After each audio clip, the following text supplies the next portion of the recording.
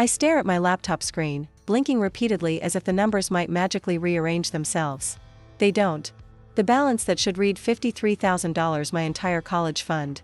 My safety net. My future glares back at me with a mocking $0. My heartbeat drums in my ears.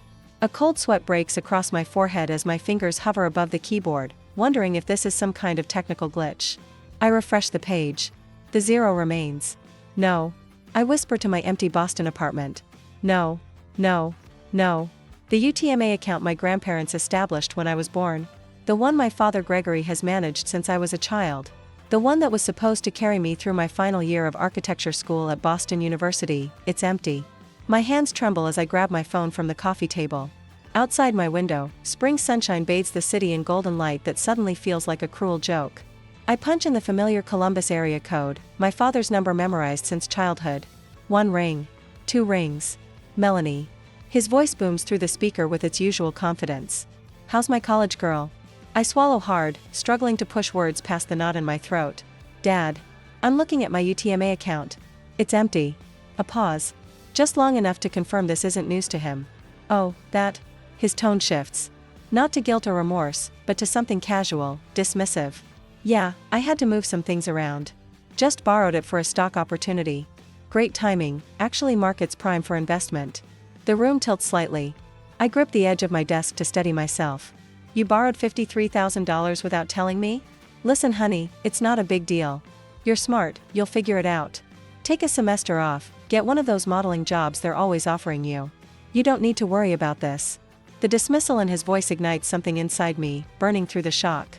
That money was for my education, I say, my voice unrecognizable even to myself. Grandma and Grandpa set it up specifically for college. You can't just take it. Melanie, he sighs, as if I'm a child who doesn't understand basic arithmetic. Family helps family. This is a fantastic opportunity that will benefit all of us. I close my eyes, suddenly seeing with perfect clarity the neighborhood barbecues where my father held court, our modest colonial home in Columbus, that he took credit for maintaining. In reality, it was my mother Helen who preserved our respectable facade, working herself to exhaustion with double shift stays as a cashier at Robertson's Grocery, nights waiting tables at Finley's Diner. All while Gregory Wilson played the role of devoted family man, community leader, PTA treasurer. The role? It was always just a role. Dad, I need that money back. Now. I have tuition due in 3 weeks. Don't be so dramatic, he snaps, his patience clearly wearing thin. You're 24 years old. Time to stand on your own 2 feet instead of expecting handouts. My laugh sounds hollow. Handouts? That was my money. Legally, my money. Look, I've got a meeting. We'll talk later. The line goes dead. I stare at my phone in disbelief, my hand trembling so violently now that I nearly drop it. I take 3 deep breaths before calling him back. He answers on the 4th ring, annoyance evident. What, Melanie? You need to put that money back. Today. My voice sounds stronger now, fueled by rising anger. Family matters more than money, he replies, his tone hardening. Maybe it's time you quit wasting your time with school anyway. With your looks, you could be making real money modeling. Use what God gave you instead of racking up more student debt. The suggestion lands like a slap. For years of architectural studies, Dean's List achievements, a portfolio that already impressed 2 firms reduced to how I might look in front of a camera.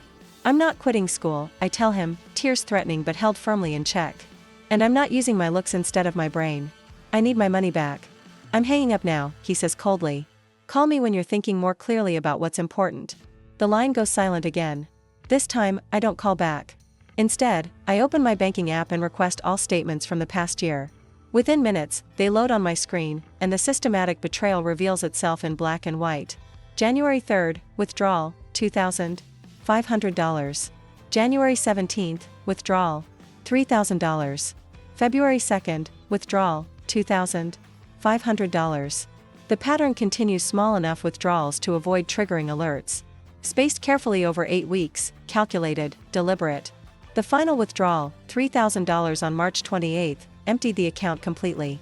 My research takes me deeper, to financial websites explaining UTMA accounts. The Uniform Transfers to Minors Act funds should have transferred completely to my control at age 21. For 3 years.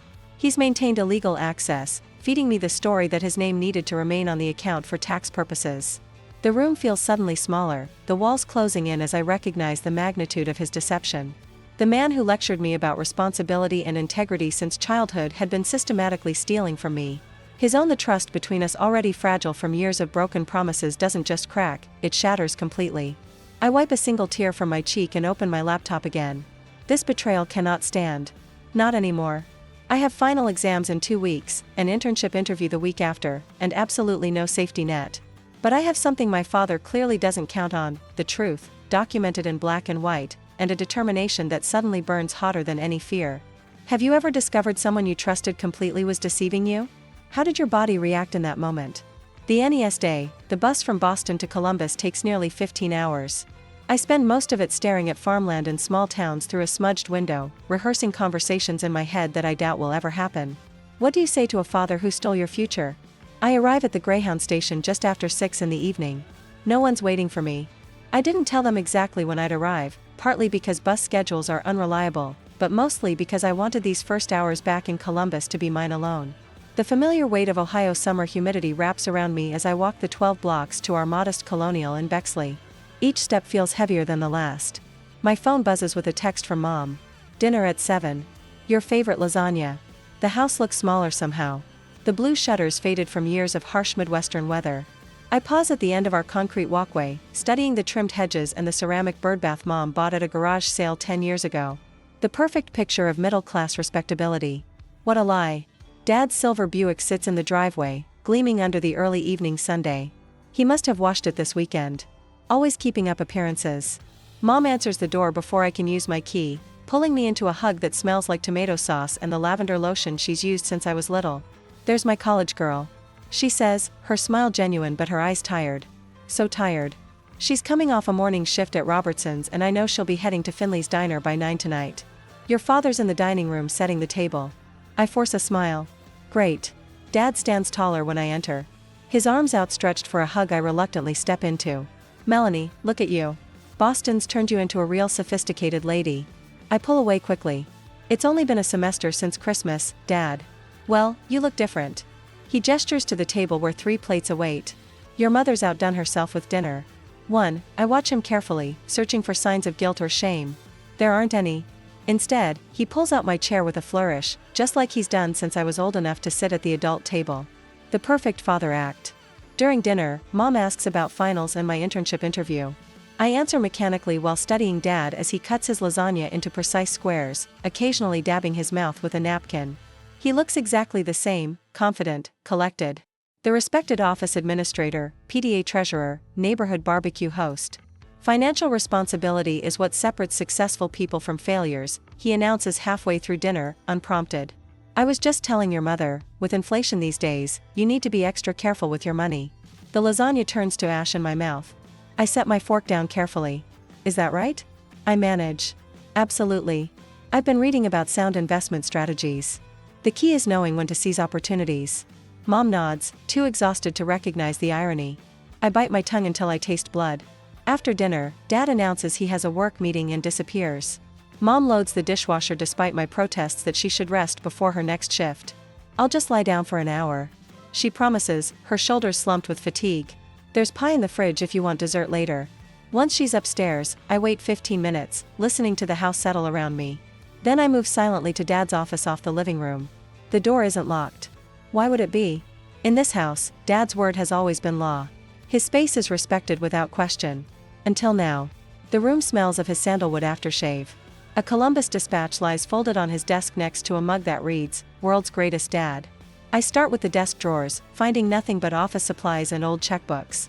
The file cabinet reveals tax returns, warranty information, and insurance policies all meticulously organized.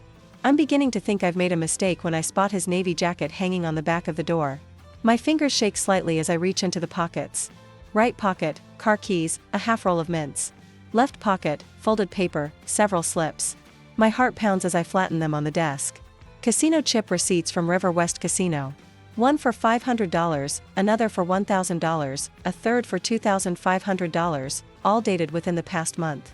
The truth hits me like a physical blow. He didn't invest my college fund in stocks.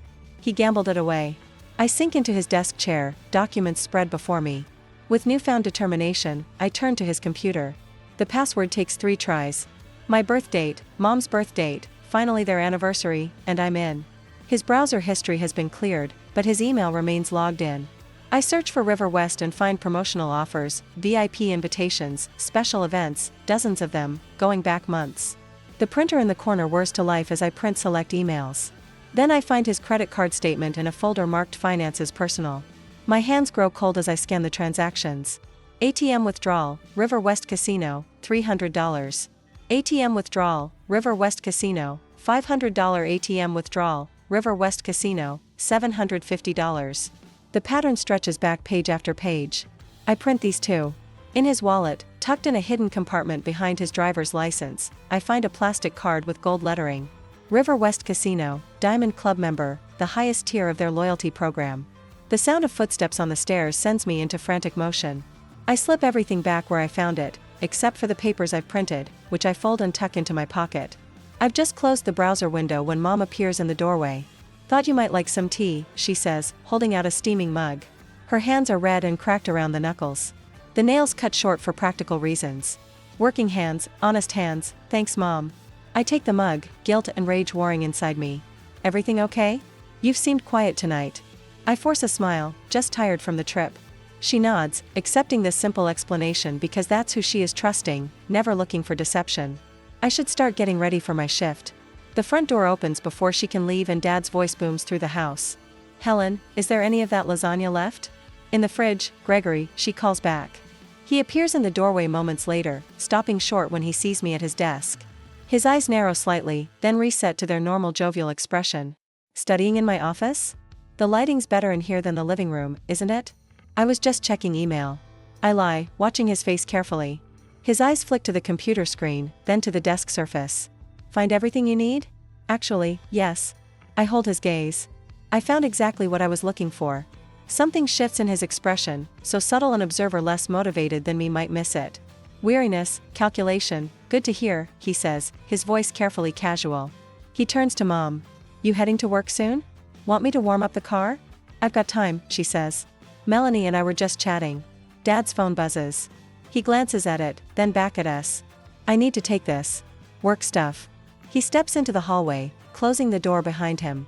Mom sighs. "Always working, that one." I don't know how he keeps up the pace. I take a sip of tea to keep from telling her exactly how he spends his working hours. Not yet. Not until I'm sure. When she leaves to change for her shift, I pull out my phone and text Aunt Alicia. "Need to talk. Legal question. Can you video call tomorrow at 2? Her response comes quickly. "Of course. Everything okay?" I stare at the cracked ceiling of my childhood bedroom, the weight of those casino receipts burning in my pocket. "No." I text back. "But it will be." Later that night, I'm reading in bed when Dad knocks on my door. Without waiting for an answer, he pushes it open, leaning against the frame with arms crossed. "I noticed you were in my office earlier," he says, voice low, looking through my things. I set my book down. "I found the casino receipts." A flash of anger crosses his face before he composes himself. "Those weren't mine. I was holding them for a coworker." "Really? And the Diamond Club membership card? The ATM withdrawals? The VIP emails? All for a coworker? You had no right to go through my personal items." He snaps, defensive now. "What I do with my money is my business." "It wasn't your money," I say, voice shaking with rage. "It was mine, my college fund that Grandma and Grandpa set up, the one you emptied for your gambling addiction." "Keep your voice down," he hisses, glancing toward the hallway. "Your mother doesn't need to hear your wild accusations." "Wild accusations?" "I have proof, Dad. Printed copies of everything." Something dangerous flickers in his eyes. "You're making a mistake, Melanie." "No," I reply, my voice steady now. "The mistake was trusting you with my future." He stares at me for a long moment, then leaves without another word, closing the door firmly behind him. I wait until his footsteps fade before pulling out my phone again. I text Aunt Alicia, "Change of plans, need to make it a 3-way call with Mom, and I need you to bring everything you know about UTMA laws." I spend the night organizing the evidence into a clear timeline. The betrayal, the systematic theft, the deliberate deception. Tomorrow, the three of us will talk, and my father's years of lies will finally come to light. Would you confront a family member who stole from you, or try to preserve family peace? What would be at stake for you? 2 days later, the fluorescent lights of Aunt Alicia's law office cast harsh shadows across stacks of documents. Her normally tidy desk had transformed into command central, legal pads covered with notes, tabs marking critical pages and financial records. Her fingers flew over the keyboard, punctuating each sentence with a forceful tap. "The custodial breach is clear-cut," she muttered, not looking up as I entered with 2 coffee cups. "What Gregory did wasn't just morally wrong, it was illegal." I set her coffee beside her keyboard, black with 1 sugar, just as she'd taken it since law school. The scent of fresh coffee mingled with the sterile office air. Through the window behind her, Columbus stretched gray and overcast, matching my mood. "Will it hold up?" I asked, my voice steadier than the trembling cup in my hand. Dad's always been good at talking his way out of trouble. Alicia finally looked up, her eyes so much like my mother's narrowing with determination. "Charm doesn't work in court documentation, honey. Numbers tell the truth when people won't." She swiveled her monitor to show me a formal letter, the language cold and precise. The words, "demand for immediate restitution and breach of fiduciary duty," jumped from the page. "This goes out today, certified mail." She handed me a copy. "No more talking, no more chances, we've moved beyond that." I nodded, running my finger along the edge of the paper. "How's Mom doing with her attorney?" "Linda's the best divorce lawyer in the state. Your mother brought 20 years of financial records." A small, fierce smile crossed Alicia's face. "Helen Wilson may have been quiet all these years, but she kept receipts, literal and figurative." That evening, Alicia's kitchen transformed into our war room. The oak table where I'd eaten countless holiday dinners now held legal documents, bank statements, and 3 mugs of tea. Mom sat across from me, her waitress uniform exchanged for a simple blouse, her hands finally still after a day without serving others. "I found these in the attic," Mom said, pushing a shoebox toward me.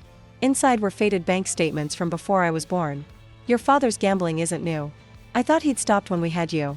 Aunt Alicia spread the papers in chronological order. "This establishes pattern. It matters. It matters." I watched my mother's face, the resignation there slowly hardening into something else, determination maybe. Or anger finally allowed to surface after years of suppression. "I worked double shifts for 20 years.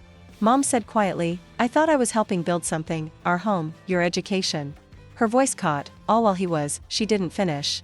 Alicia reached across the table, covering Mom's hand with hers. "Being family doesn't mean escaping accountability." Mom nodded, shoulders straightening. "No, it doesn't." 2 days later, Dad received Aunt Alicia's letter at Midwest Insurance Associates, where he'd managed the office for 15 years. I wasn't there to see his face, but his reaction arrived in my voicemail within hours. "Melanie, this is ridiculous." His voice sounded strained, none of the usual confidence. "You're making a mountain out of a molehill. Call me. We need to talk about this legal nonsense." I didn't call back. The next message came that night. "This is your father. I raised you better than this. I only borrowed that money for our family. Everything I've ever done was for this family. Call me." The third message arrived at midnight. His voice slurred and angry. "You think you can threaten me? With lawyers? I'm your father. I changed your diapers. I drove you to school. I supported your ridiculous architecture dreams when you could have done something practical. This is how you repay me? By humiliating me?" I played the messages for Mom and Alicia the next morning. Mom's face paled, then flushed with anger. "Those dreams weren't ridiculous," she said. "You were drawing buildings before you could write your name." That afternoon, my phone rang with Cousin Margot's number. "Your dad called us," she said without preamble. "He says you're trying to ruin him over some misunderstanding about college money." "What did you tell him?" I asked, pulse quickening. "That he should pay you back what he took." Margot's voice hardened. "Then he said you were being dramatic and ungrateful. That you've always been his difficult child." That's when I hit record on my phone. The recording she sent captured my father's desperate lies, each one more elaborate than the last. How I'd agreed to the loan. How I'd spent the money myself and was blaming him. How my mother had mental problems and couldn't be trusted. That night, Mom called me after her shift at Finley's Diner. Her voice sounded strange, hollow yet somehow stronger. "I broke down tonight," she said, right in the middle of serving table 12 their meatloaf special. "Mom, I'm so sorry." "Don't be." Something had changed in her voice. Brenda from the kitchen sat me down in the break room, then Loretta joined us, then Mike from the grill. I pictured the diner staff, the people who'd watched me grow up during visits to Mom's workplace, surrounding her with support. "They've seen it all these years." Mom continued. "How tired I was. How your father never came to my workplace events, but expected me at all of his. How he dropped by to borrow cash from my tips." I heard a soft tinkling sound through the phone. "What was that?" I asked. "My wedding ring. I just took it off." The barest hint of wonder colored her voice. 26 years, and it slides right off like it was never meant to stay." I pressed my hand against my mouth, tears threatening. "I'm wiping tables right now." She continued matter-of-factly, with bare hands. "Do you know how strange that feels? Like I've been wearing invisible gloves all these years. The next morning, Dad found himself locked out of the family home. Mom had changed the locks overnight with help from Mike from the diner. His key cards to their joint accounts no longer worked. Alicia had made sure of that as soon as the demand letter went out. He's been calling neighbors. Mom told me during our morning check-in, telling them I'm having a breakdown, that you've turned against him. Does anyone believe him? Martha next door told him she'd seen his car at River West Casino enough times to know who was having problems. Mom's laugh held no humor. People aren't as blind as we think. Dad's carefully constructed image was crumbling. The PTA treasurer who'd given stern lectures about fiscal responsibility. The neighborhood barbecue host who'd complained about those people who can't manage money. The father who'd taught me to balance a checkbook at 12. All while systematically stealing from his own daughter's future. You're going back to Boston tomorrow. Aunt Alicia told me that evening, passing me a printout of my flight confirmation. I'll handle things here. But the legal proceedings will take months. You need to focus on finishing your degree. Her expression softened slightly. That's the best revenge, you know. Succeeding despite him. I looked at the flight information, then at my mother sitting quietly at the kitchen table, her bare ring finger occasionally touched by her opposite hand, as if confirming its freedom. I can't afford to finish without that money, I said. You'll get it back, Alicia said, the same iron certainty in her voice that had won her countless cases. Every penny, plus interest. I've already filed the emergency injunction. Mom looked up. And I'm selling the dining room set. Your father insisted we couldn't live without. It should cover your books for next semester. Mom looked up the dining room. I stared at these two women, their faces so similar yet marked by different lives, one who'd fought openly, one who'd endured quietly, both now refusing to bend. Something unfamiliar unfurled in my chest. Not just determination, I'd always had that. This was bigger. The certainty that came from knowing I wasn't fighting alone. Okay, I said, straightening my shoulders. I'll finish my degree, and Dad will face consequences for once in his life. Mom nodded, a single tear tracking down her cheek. Some things matter more than peace, honey. Some fights are worth having. Outside, Columbus prepared for evening, streetlights flickering to life one by one. Tomorrow I'd be back in Boston, back to models and blueprints and the future I refused to surrender. Behind me would be these women, my Real foundation, stronger than any architecture I'd ever design. A month later, the Ohio courthouse looms before me, all sandstone and solemnity. My fingers tremble slightly as I smooth my charcoal pencil skirt, professional armor against the betrayal awaiting inside. Aunt Alicia walks beside me, briefcase swinging with purposeful rhythm, her heels clicking a confident beat against the marble steps. Ready? She asks, her hand warm on my shoulder. I nod, not trusting my voice. Through the heavy wooden doors, past security, down a corridor that smells of furniture, polish, and faded dreams, I spot him immediately. Dad sits with his attorney, head bent in conversation. He wears his Sunday suit, the one reserved for impressing people, and his practiced expression of concerned fatherhood. The mask I once believed without question. Our eyes lock across the room, his flash with momentary panic before settling into righteous indignation. All rise. The bailiff calls, and we stand as Judge Harriman enters, her silver hair cut in a practical bob, reading glasses perched on her nose. Wilson versus Wilson, she announces, scanning the documents before her. Custodial account dispute. Dad's attorney speaks first. Mr. Bentley, silver-haired and silver-tongued, rises with theatrical gravity. Your Honor, this is merely a family misunderstanding. He begins, voice dripping with reasonableness. My client was acting in what he believed to be the family's best interest during a temporary financial challenge. I swallow hard, tasting bitterness. The word temporary hangs in the air like poison. Aunt Alicia stands, her voice cool and precise. Your Honor, this was no misunderstanding. We have evidence of systematic withdrawal over an 8-week period, totaling exactly $53,000. This represents clear breach of fiduciary duty under the Uniform Transfers to Minors Act. She methodically presents our documentation, bank statements, text messages, recorded phone conversations where Dad admits taking the money. With each piece of evidence, Judge Harriman's expression hardens. Mr. Wilson, she finally says, peering over her glasses at my father. These withdrawals appear deliberate and calculated. What explanation do you offer the court? Dad rises, straightening his tie. The gesture's so familiar, it makes my chest ache despite everything. Your Honor, I've always put family first. He begins, voice steady with practiced sincerity. This money was going to be invested for Melanie's future, a better return than just sitting in an account. And where are these investments now, Mr. Wilson? Judge Harriman asks. Dad shifts his weight. There were some unexpected market fluctuations. The judge's eyebrow arches. I see. An hour later, we sit in the settlement conference room. A court mediator presides over our small group, Dad and his attorney on one side, Aunt Alicia and me on the other.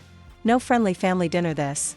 I can offer $15,000 now, Dad says, leaning forward. The rest in installments over 5 years. Aunt Alicia doesn't even glance at me before responding. Full repayment plus 5% interest. Non-negotiable. Dad's face flushes. That's unreasonable. I don't have that kind of money. Then, wage garnishment is the alternative. The mediator explains, her tone neutral but firm. Federal law permits garnishment of up to 25% of disposable earnings until the debt is satisfied. You'll ruin me financially, Dad says, looking directly at me for the first time. His eyes hold genuine fear. The words rise from somewhere deep inside me, quiet but unwavering. Like you tried to ruin my future? He flinches as if I'd slapped him. Later that afternoon, we attend the preliminary hearing for Mom's divorce case, held in the same courthouse but a different courtroom. Dad's face has lost its confident glow, replaced by a grayish pallor as Mom's attorney presents evidence of mortgage fraud and credit cards. Opened in her name without consent. Mrs. Wilson. Worked 2 jobs believing her income was supporting her daughter's education, the attorney states. Instead, Mr. Wilson was systematically diverting funds to gambling activities while creating unauthorized debt in his wife's name. Dad's desperate response, Helen knew everything, falls flat as Mom's attorney presents years of falsified financial statements. The judge doesn't bother hiding his disgust. Mom sits 3 seats away from me, her hands folded neatly in her lap. When the judge announces his finding, her shoulders drop slightly, as if releasing a burden carried too long. Back in the first courtroom, Judge Harriman approves our settlement terms with brisk efficiency. Full repayment of $53,000 plus 5% interest. Direct wage assignment from Dad's paycheck. Federal garnishment of 25% of his disposable income until the debt is paid. The court finds the defendant in clear breach of fiduciary duty. She states, this settlement represents the minimum consequence for such violation of trust. I watch Dad's face as reality crashes through his carefully constructed defenses, his mouth open slightly, eyes widening with genuine shock. He truly believed he would escape consequences, that his charm would save him, as it always had before. Outside on the courthouse steps, spring sunshine warms my face, but brings no joy. I've won, but victory tastes hollow. Aunt Alicia squeezes my hand. You did the right thing, she says quietly. I nod, watching Dad emerge from the building, shoulders hunched, attorney whispering urgently beside him. He looks older suddenly, diminished. I know, I reply, turning away. But doing the right thing still hurts. What price would you put on trust and honesty in your family? Is there a dollar amount that's too small to fight for when principles are at stake? For crimson tickets lie flat on my kitchen table, each representing a seat at tomorrow's Boston University Architecture School graduation. I run my finger along the embossed university seal, feeling the weight of my decision with each pass. 4 tickets. I whisper to my empty apartment. The late afternoon sun filters through my blinds, casting stripes across the neatly arranged rectangles. I've already decided who deserves to witness this moment. I fought so hard to reach Mom, Aunt Alicia, and my 2 closest friends, Sophia and Trevor. Not Gregory Wilson. Not the man who almost destroyed this future. My phone buzzes with an incoming text. Dad's name appears on the screen. His 5th message today. When should I book my flight? Need to request time off work. The casual presumption in his words ignites a familiar heat in my chest. I take a deep breath and type my response. I only have 4 tickets. I've allocated them to Mom, Aunt Alicia, Sophia, and Trevor. I won't be able to accommodate you at the ceremony. His response comes almost instantly. This is ridiculous. I'm your father. Of course I'll be there. I place my phone screen down on the table, my hand trembling slightly. 6 months since the court order. 6 months of wage garnishment payments trickling into my account. 6 months of his alternating guilt trips and demands for gratitude because he's making things right. My phone lights up again with multiple messages. You wouldn't even have a graduation without me. I worked for years to support your education. What will people think when your father isn't there? The last one almost makes me laugh. What would people think if they knew the truth? That he gambled away my college fund? That a court had to force him to repay what he stole? I silence my phone and return to packing my graduation cap and gown. The morning of graduation dawns bright and clear. Boston sparkles beneath an impossibly blue May sky as Mom and Aunt Alicia arrive at my apartment with coffee and pastries. Oh honey, look at you, Mom says, her eyes already welling with tears. She looks different now, lighter somehow. Despite the new wrinkles around her eyes. The divorce proceedings finished last month and freedom suits her. Stop it, Helen, you'll make your makeup run before we even get to the ceremony. Aunt Alicia says, but her voice is gentle. She hands me a garment bag. Your robe might wrinkle if you carry it. Let me hang this up for you. In the hotel room, Mom sits me down at the vanity mirror. From her purse, she removes a small velvet box.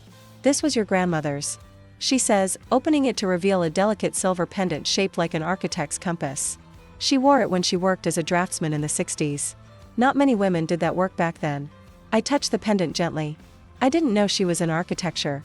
She wasn't allowed to advance, Mom says, clasping it around my neck. But she would be so proud of where you've gone with your talent. The pendant rests cool against my skin as tears threaten. I stand and hug her tightly. Thank you for everything. I whisper against her hair, breathing in her familiar scent of grocery store hand lotion and coffee. You did this yourself, she says firmly, despite everything. A knock at the door announces Sophia and Trevor, arms loaded with flowers and a handmade banner that reads, Melanie Wilson, Architect Extraordinaire. The procession of graduates feels surreal, hundreds of us in identical robes and mortarboards, marching across the quad toward the ceremony pavilion. Parents and friends line the walkways, snapping photos and waving. I scan the crowd, spotting Mom, Aunt Alicia, Sophia, and Trevor in their designated seats, their faces beaming with genuine pride. Then I see him. Gregory Wilson stands at the entrance to the seating area, his face tense with determination. He wears a new suit probably bought for the occasion and holds a bouquet of roses so large it looks absurd in his hands. My step falters momentarily, but the procession keeps moving, carrying me forward. I watch in horror as he pushes toward the student seating section, ignoring the usher asking to see his ticket. That's my daughter, he announces loudly, pointing toward me. Melanie Wilson, she only made it because of my sacrifices. Heads turn, whispers ripple through the crowd. My face burns with embarrassment as I continue the procession, unable to stop or hide. Sir, you need a ticket, I hear the usher saying firmly. I'm her father. Gregory's voice rises above the murmur of the crowd. I deserve to be here. I paid for all this. From my position in line, I see Aunt Alicia rise from her seat, her attorney's poise evident even from this distance. She intercepts Gregory in the aisle with remarkable speed. You don't have a ticket, she says, her voice calm but carrying clearly. You don't belong here. Get out of my way, Alicia, Gregory hisses, loud enough for nearby rows to hear. I deserve the front row as her proud father. No, Aunt Alicia stands firm. You were expressly not invited. Two security officers approach, their manner professional but uncompromising. Sir, the taller one says, we need to see your ticket or we'll have to ask you to leave. This is ridiculous. Gregory's voice rises further, drawing more attention. That's my daughter. I'm entitled to see her graduate. Sir, the officer repeats, leave now or we'll escort you out. Do you know who I am? Gregory demands, his face reddening. I'm Gregory Wilson. I've sacrificed everything for that girl. Without me, she wouldn't even be here. The security officers exchange a glance, then each takes one of Gregory's arms. No, this is outrageous. He struggles against their grip. Melanie, tell them who I am. Tell them I'm your father. I stand frozen in line, mortified as hundreds of eyes swing between the commotion and me. My classmates shuffle uncomfortably. One friend squeezes my elbow in silent support. Security begins physically moving Gregory toward the exit. He continues shouting about his rights as a parent, his voice growing more desperate with each step. You can't do this to me. I'm her father. I've done everything for her. As they finally remove him from the pavilion, an unexpected sensation washes over me. Not the crushing embarrassment I anticipated, but something lighter. Relief. The truth of our relationship laid bare for all to witness. No more pretense, no more masks. I catch my mother's eye across the crowd. Her face shows concern, but when I give her a small nod, she visibly relaxes. Aunt Alicia returns to her seat, smoothing her skirt with steady hands that betray no tremor of distress. The ceremony continues. When they call my name, I walk across the stage with my head high, accepting my diploma as cheers erupt from my 4 true supporters. For the first time, I realize that family isn't defined by obligation or blood. It's built through honesty, respect, and showing up when it matters. The 4 people who earned those tickets understand that, and in this moment of triumph, my name echoing across the loudspeakers, my hard-earned degree in hand, I finally understand it too. Have you ever had to establish a boundary with a loved one who betrayed you? How did it feel in that moment? A month later, the candlelight flickers across the faces of my dinner companions at Luciano's, one of Boston's hidden culinary gems. My mother Helen's tired eyes now sparkle with newfound vitality. Aunt Alicia raises her glass of Pinot Noir, her attorney persona softened by genuine pride. To Melanie, she announces, her voice carrying over the restaurant's gentle hum. Who didn't just earn her architecture degree, she fought for her future and won. My 2 closest friends, Jenna and Taylor, clink their glasses against mine. Their unwavering support carried me through those desperate nights when I questioned whether I'd make it to this moment. I never doubted you. Mom says, reaching across to squeeze my hand, not for 1 second. The truth hangs unspoken between us how different this celebration is from the elaborate parties my father would orchestrate, events designed to showcase his generosity rather than my accomplishments. Those gatherings were never about me. I have something to say, I announce, surprised by the steadiness in my voice. I raise my glass toward the circle of women who formed my safety net when everything collapsed. Without you, I might have given up. You didn't just help me recover what was taken.